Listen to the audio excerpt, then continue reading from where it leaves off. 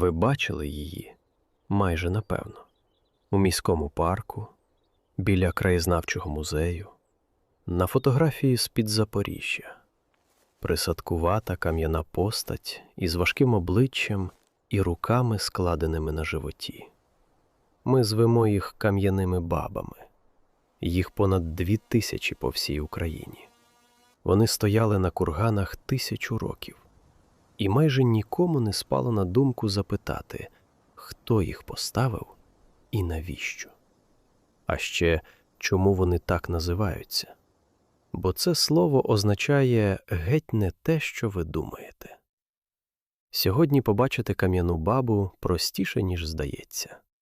Вони стоять у дворах краєзнавчих музеїв, рядами, майже як шерена, у парках старих садиб, на території Ботанічного саду в Києві, у Дніпрі в музеї Яворницького зібрана одна з найбільших колекцій у світі. Повз них щодня проходять люди, фотографуються, спираються ліктем, іноді сідають поруч на лаву. І майже ніхто не знає, що дивиться на надгробок, або на святилище, або на зображення пращура, залежно від того, яка версія виявиться правильною. Отже, що це таке? Кам'яна баба – це антропоморфна скульптура, тобто камінь, якому свідомо надали форму людини. Заввишки зазвичай від 1 до 2,5 метра. Матеріал брали той, що був поруч – пісковик, вапняк, подекуди граніт. Стояли вони не де завгодно. Їх ставили на курганах, на вододілах, на високих місцях. Там, звідки видно далеко. І, що важливіше, звідки видно їх самих. А майже кожна з них тримає в руках одне й те саме – посудину. Тепер про масштаб.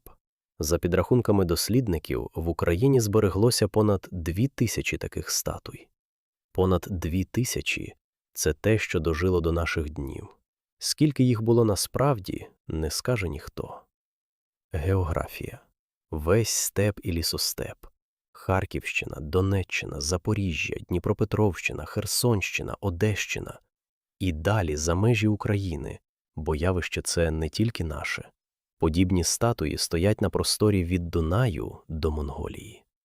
Але одне з найбільших у світі скупчень саме тут, під нашими ногами.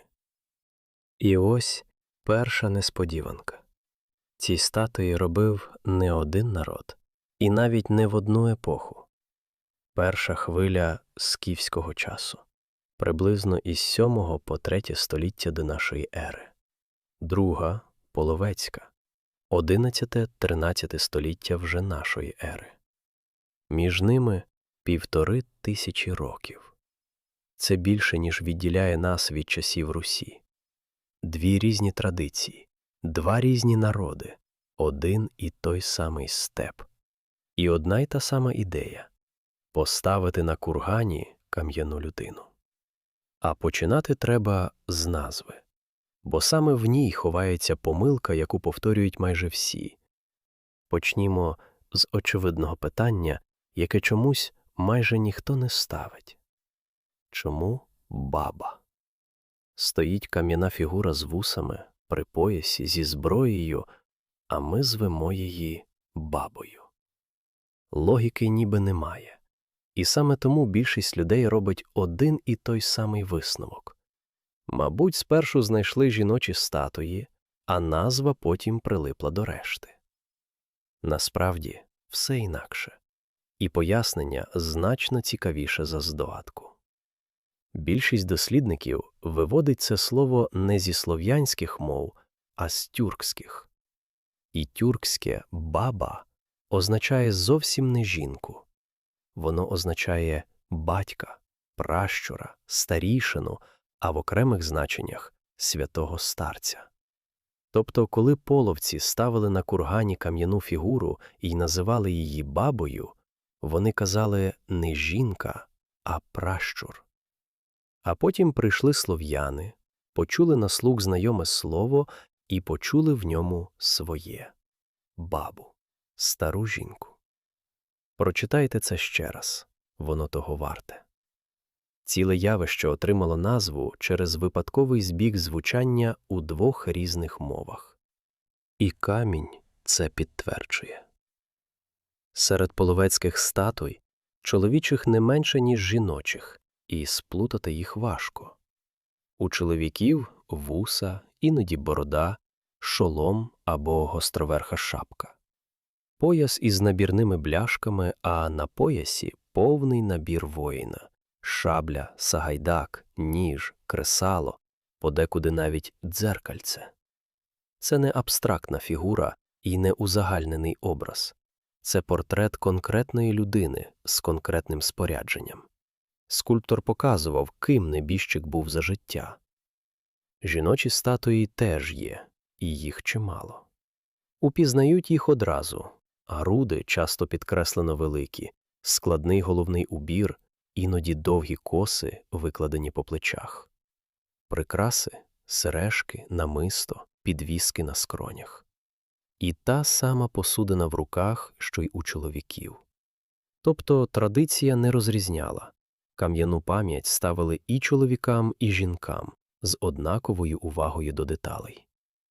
Для степового суспільства XII століття це, м'яко кажучи, не дрібниця. І ще одну плутанину варто одразу розвіяти. Часто можна почути слово «балбал» і почути його як синонім кам'яної баби. Це не одне й те саме. Балбали – це низка невеликих грубих каменів, вкопаних у ряд поряд із похованням. За найпоширенішим поясненням, кожен такий камінь означав убитого ворога. Статуя – це пращур. Балбали – це рахунок. Але все, про що ми досі говорили – половецьке. 11, 12, 13 століття. А перші кам'яні люди з'явилися в цьому степу на 1500 років раніше. І виглядали вони зовсім інакше. Коли ми кажемо «кам'яна баба», більшість уявляє саме половецьку, з посудиною в руках, поясом і докладно вирізьбленим обличчям. Але сама традиція ставити на курганах кам'яну людину значно старша за половців. Найдавніші такі стели в українському степу датують мідним віком і ранньою бронзою. Це 4-3 тисячоліття до нашої ери. Виглядають вони зовсім інакше.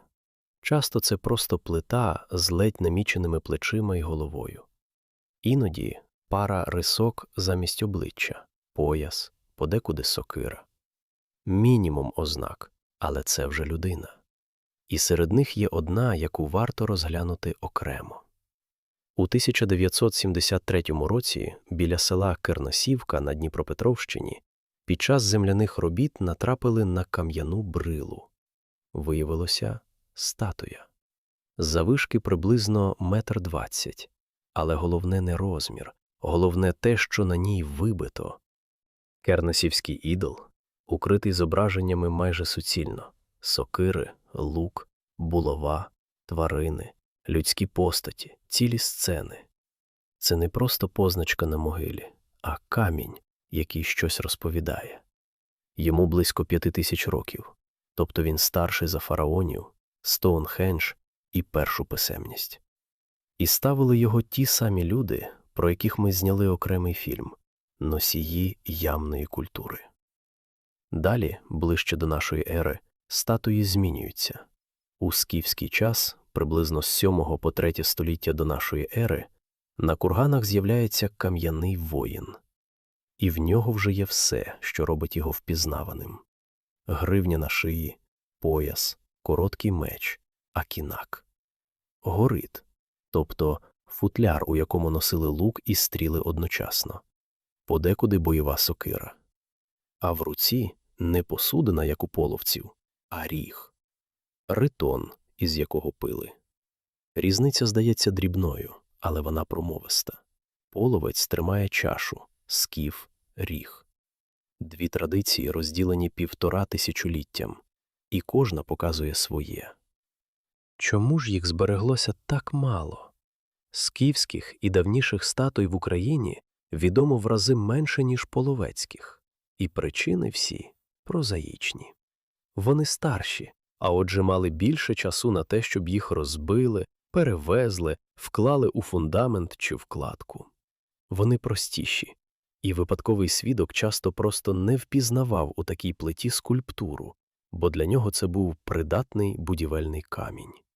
І робили їх від початку менше, а потім степ надовго замовк. 1500 років на цих курганах ніхто не ставив кам'яних людей. Аж поки з-за Волги не прийшов народ, який почав це робити знову, і робити з таким розмахом, якого тут не бачили ніколи. У середині XI століття в причорноморські степи приходить новий народ. Вони прийшли зі Сходу, із-за Волги, тюркомовні кочовики, вершники, скотарі. Прийшли не набігом, а назовсім. Заселили степ від Дунаю до Волги і лишилися тут на 200 років. Літописи Русі фіксують першу зустріч приблизно в 1055 році. Далі було все – війни, набіги, союзи, спільні походи й родинні зв'язки. Але зараз важливо інше. Разом із ними в степ повернулася кам'яна людина. Називають їх по-різному, залежно від того, хто пише. У наших літописах – половці, у західних європейців – кумани. На Сході й самі себе вони називали кипчаками, а величезну територію, яку вони контролювали, арабські автори звали Дешт і Кипчак, тобто Кипчацький степ. Звідки взялося саме слово «половці» – питання відкрите. Найпоширеніша гіпотеза виводить назву від «полова», тобто солома, натякаючи на світле солом'яне волосся. Але це лише припущення, а не встановлений факт. І тут виникає та сама ситуація, що й із бабами. Назва, під якою ми їх знаємо, не їхня власна. Варто також зруйнувати одне звичне уявлення. Для більшості половці це лише вороги зі слова о полку Ігоревім – степ, набіги, полон і нічого більше. Насправді картина була значно складнішою. Князі Русі одружувалися з половецькими княжнами. Половецькі загони здійснювали спільні походи разом із дружинами, іноді навіть проти інших половців. У Києві, Чернігові й Переяславі половецька кров текла в жилах правлячих родів. 200 років сусідства – це не тільки війна, а й торгівля, шлюби, спільні кордони та спільні вороги. До речі, якщо вам цікаво розбирати такі речі разом із нами, вподобайка під відео дуже допомагає каналу. І якщо ви ще не підписані, саме час. Попереду в нас іще багато таких історій. А зараз напишіть у коментарях, звідки ви нас дивитесь і котра у вас зараз година. І саме в ці 200 років у степу з'являються тисячі кам'яних статуй. Не десятки, тисячі. Їх ставлять на курганах, і на давніх, насипаних за 1000 років до половців, і на власних, свіжих. Ставлять по всьому степу, від Дунаю до Волги, скрізь, куди сягала їхня влада. Це не поодинокий звичай і не примха окремого роду. Це система, яка працювала 2 століття поспіль на території завбільшки з половину Європи. Питання лишається одне – навіщо? І перша підказка – те, що ці статуї тримають у руках. Подивіться на будь-яку половецьку статую, і ви побачите одне й те саме. Обидві руки складені на животі, і в них посудина. Форма буває різна – чаша, миска, кухоль, іноді щось схоже на ріг. Але сам жест не змінюється ніколи. Тисячі статуй, розкиданих на 1000 кілометрів, зроблені різними майстрами протягом 2 століть, і всі тримають те саме, на тому самому місці.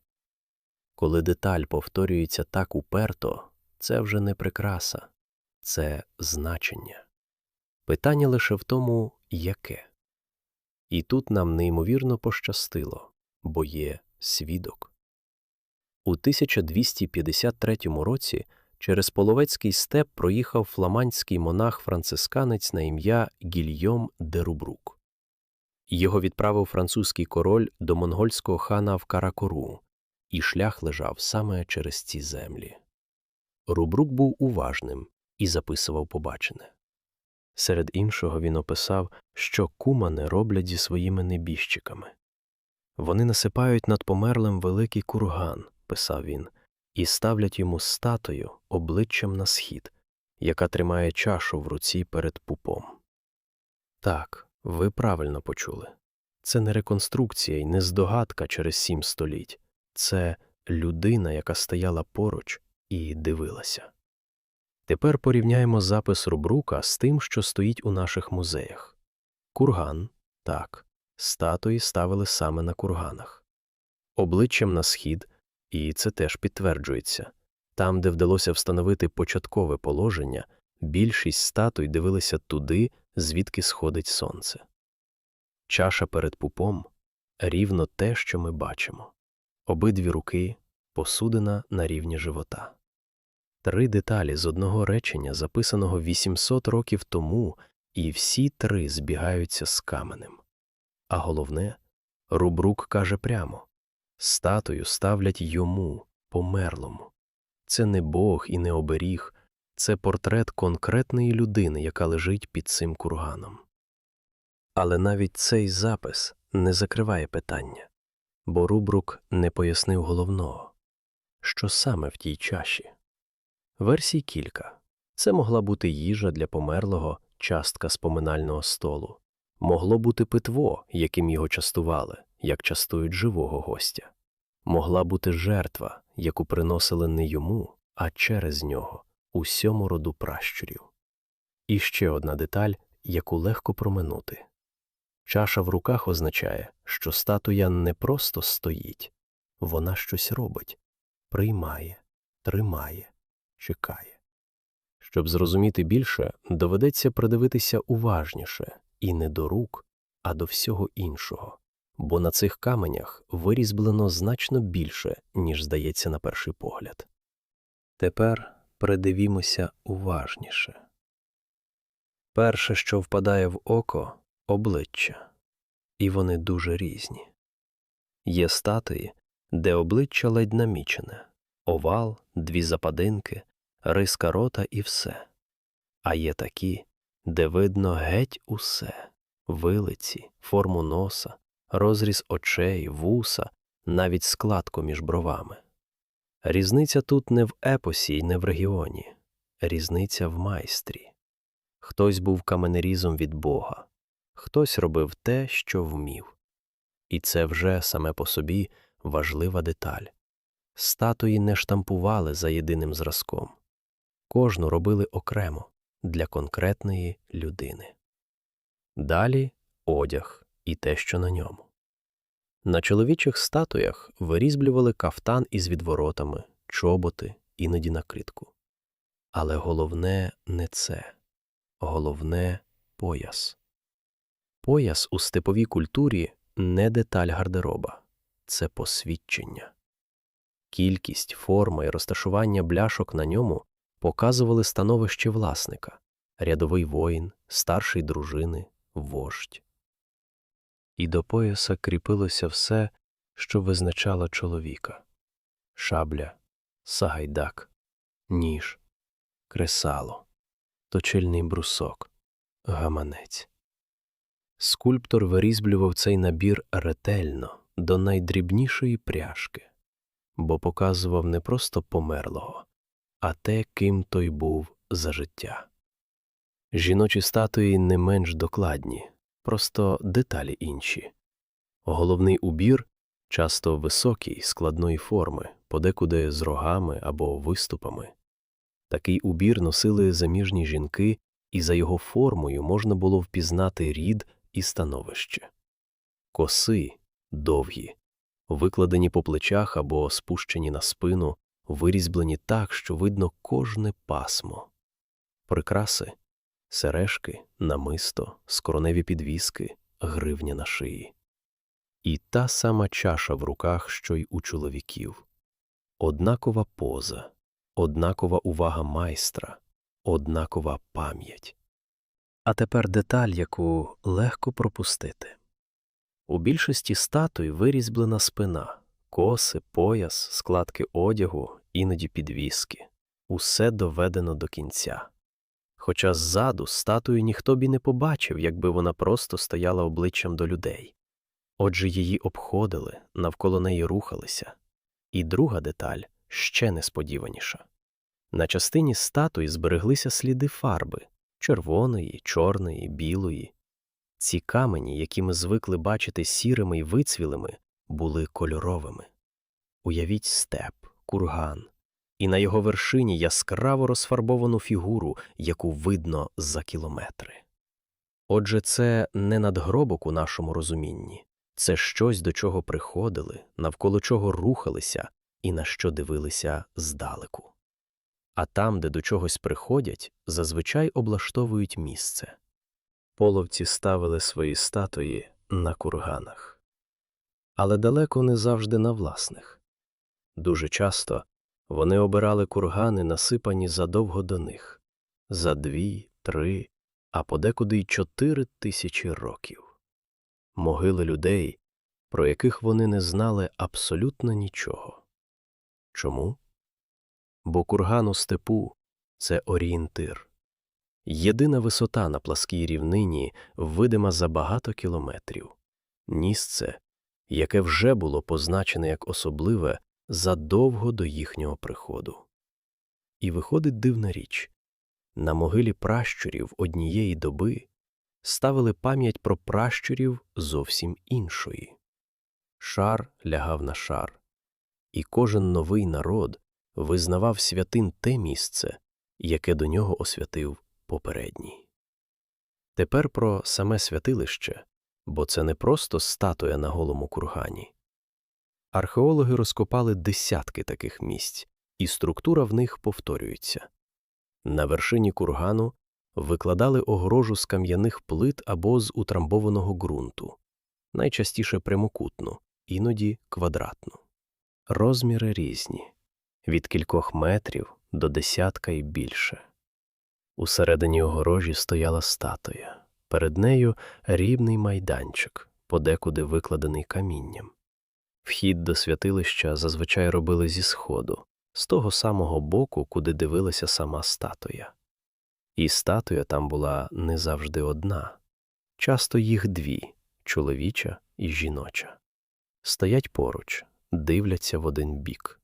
Подружжя, поховане разом або пов'язане за життя. Іноді більше. На окремих святилищах знаходили групи з кількох статуй, поставлених в один ряд або по колу. Це вже не могила однієї людини. Це родинне місце. Родовий пантеон просто неба, де кожен камінь – конкретний пращур з іменем, якого ми ніколи не дізнаємось. Що ж там відбувалося? Судячи з розкопок, туди приходили і приносили. Біля святилищ знаходять кістки овець і коней, залишки вогнищ, уламки посуду. Тобто це були не поодинокі поховальні обряди, після яких про місце забувають. Це місце, куди поверталися. Раз на рік, на певне свято, після вдалого походу. Коли саме, ми не знаємо. Але поверталися регулярно, роками. І в тій чаші, яку тримає статуя, найімовірніше справді щось було. Не символічно, а насправді. А тепер головне питання, заради якого все це й розкопували. Навіщо взагалі ставити на могилі кам'яну людину? Отже, що ми знаємо напевно? Що це зображення конкретної померлої людини, про це прямо пише Рубрук. Що їх ставили на курганах у спеціальних огорожах. Що до них приходили і приносили їжу. А далі починається інтерпретація, бо самі половці нам нічого не пояснили.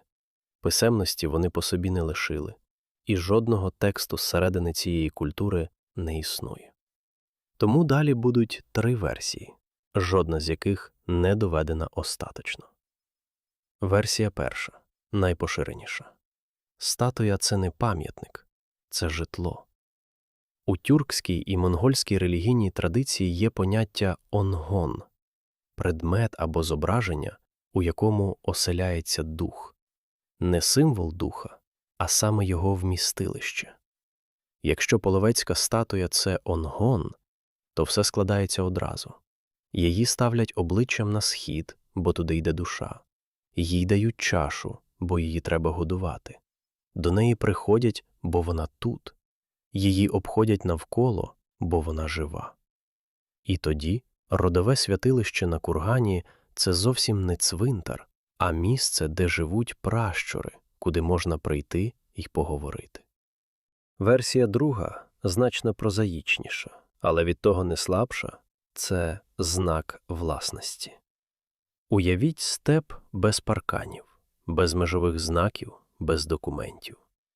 Як довести, що ця долина, ця балка, ці пасовища – ваші? У степовій логіці відповідь одна – тут лежать наші пращури. Це наша земля, бо ми тут ховаємо своїх. І кам'яна статуя на кургані, видима за кілометри, найкращий можливий доказ. Він не горить, не рветься, не потребує грамотності і не залежить від того, чи вміє сусід читати. Він просто стоїть. За цією версією, кожна баба в степу – це прикордонний стовп із людським обличчям. І версія третя, найновіша з трьох. Зверніть увагу, коли саме ці статуї з'являються. Не одразу після приходу половців у степ, а тоді, коли їхнє суспільство почало розшаровуватися, коли з'явилися хани, знать, багаті поховання, коли влада перестала бути справою всього роду і стала справою окремих родин. Пояс із бляшками, шабля, коштовний головний убір – усе це вирізблене на статуї не випадково. Це не просто одяг, це заява. Поставити кам'яне зображення пращура на видному кургані означало сказати сусідам «Наш рід тут не з учора. Ось наш батько, ось наш дід, ось доказ, і він у камені». Тобто це ще й політика. Спосіб закріпити за собою право керувати. Яка ж із трьох правильна? Найімовірніше, усі три одночасно. Вони не суперечать одна одній. Можна щиро вірити, що в камені живе пращур, і водночас чудово розуміти, що цей самий камінь тримає за твоїм родом пасовище. Так людські звичаї зазвичай і працюють. Спершу віра, потім користь, потім влада. І все це в одному предметі, який стоїть на пагорбі. Але хай яким було справжнє пояснення, воно перестало діяти майже миттєво. Бо з-за Волги прийшли ті, для кого чужі пращури не означали рівно нічого. 1223 рік. Річка Калка – це сучасна Донеччина. Сюди приходить монгольський розвідувальний загін. Не армія завоювання, а саме розвідка. Але вона рухається степом, і половці розуміють, що це щось геть нове. Половецький хан звертається по допомогу до руських князів, і вперше за 200 років сусідства степ і Русь виходять у поле разом проти спільного ворога. На Калці їх розбили. Обох. Це була ще не катастрофа. Монголи розвернулися і пішли назад на схід. Але вони побачили дорогу. Повернулися вони через 13 років.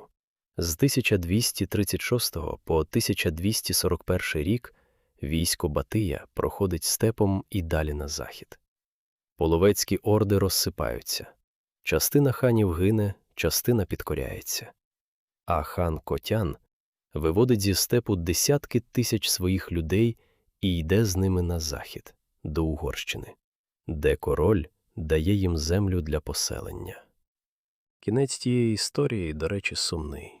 За кілька років Котяна вб'ють угорські вельможі просто в столиці, і народ, який щойно врятувався від монголів, розсиплеться вже там. А ті, хто лишився в степу, увійшли до складу Орди. І ось тут історія робить несподіваний поворот. Половців завоювали, але їх було значно більше, ніж завойовників.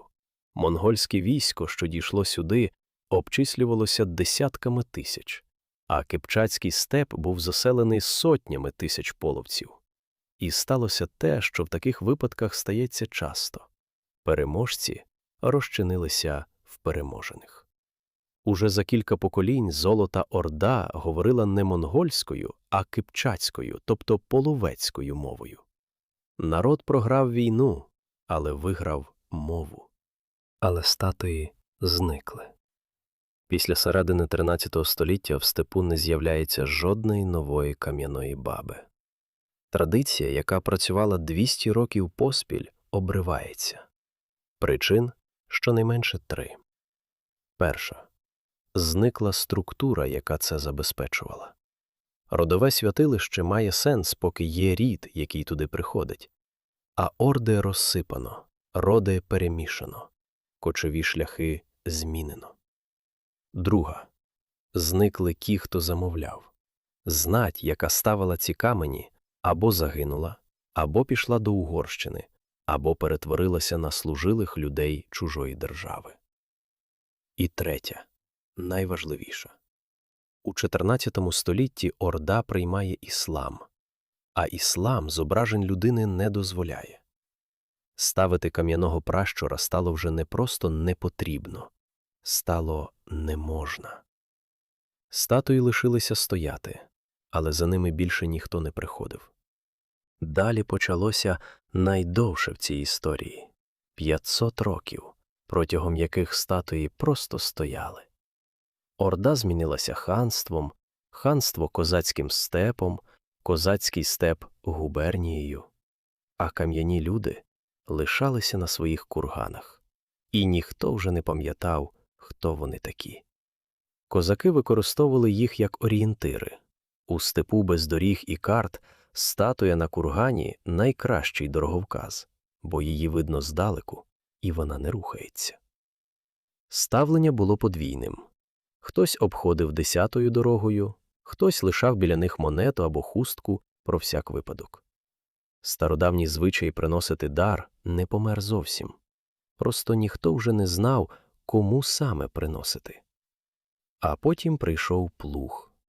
У 18 і 19 століттях степ починають розорювати масово. Кургани зрізають, землю піднімають, і все, що стоїть на дорозі, перетворюється на перешкоду.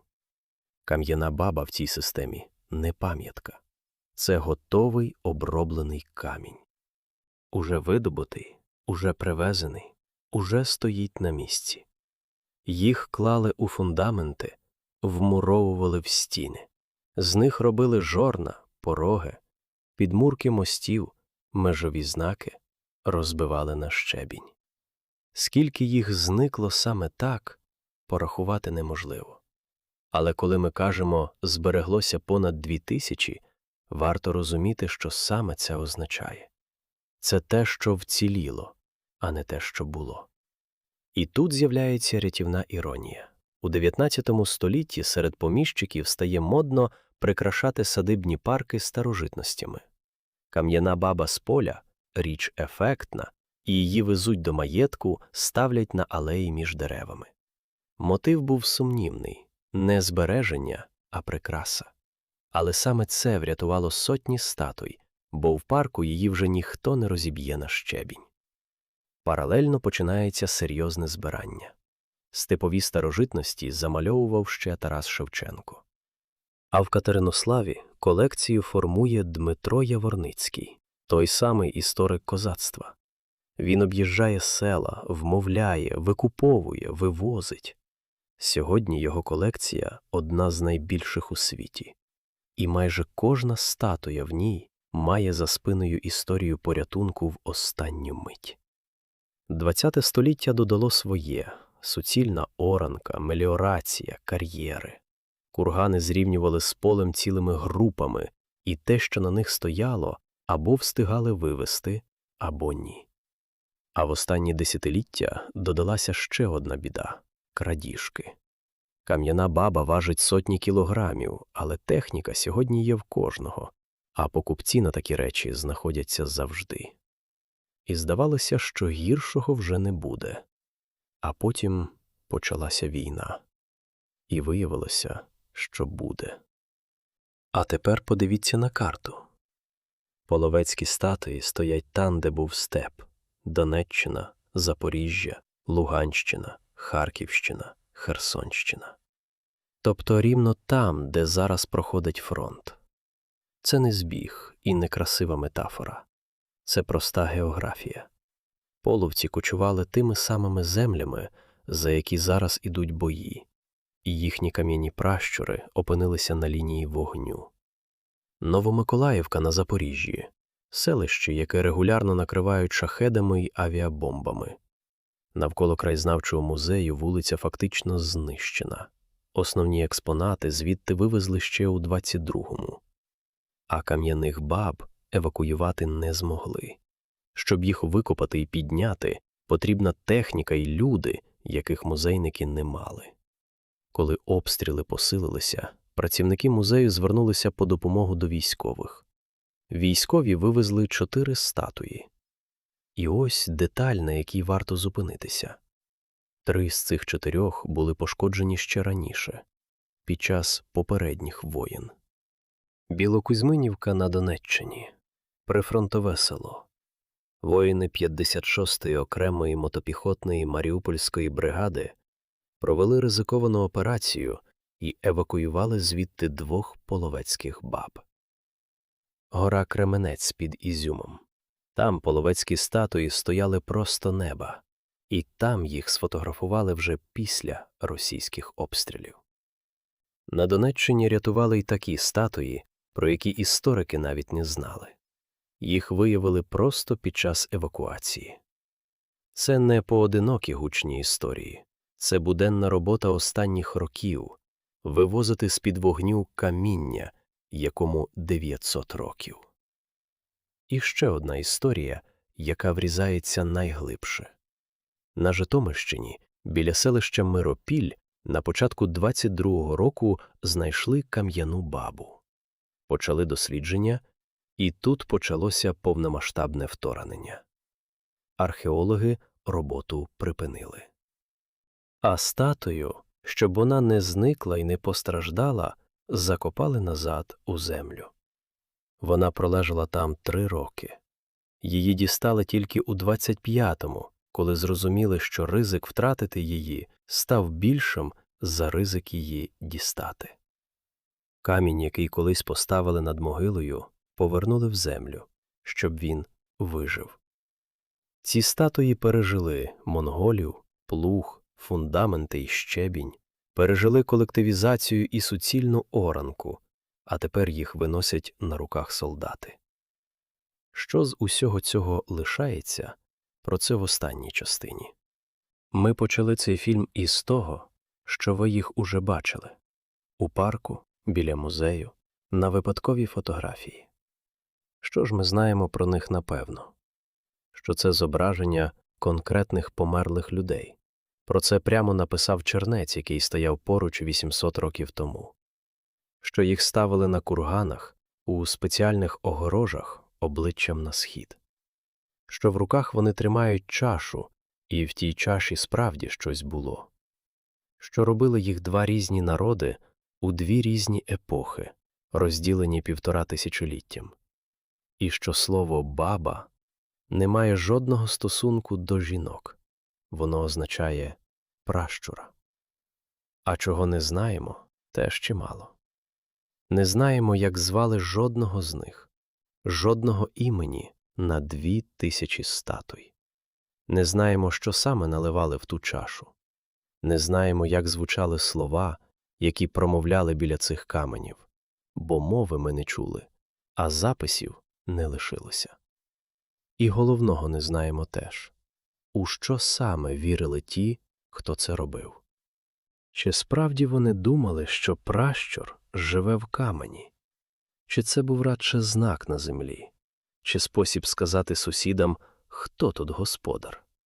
3 версії, і жодна не перемогла. І ось що з усього цього лишається нам. На цій землі шар за шаром жили різні люди.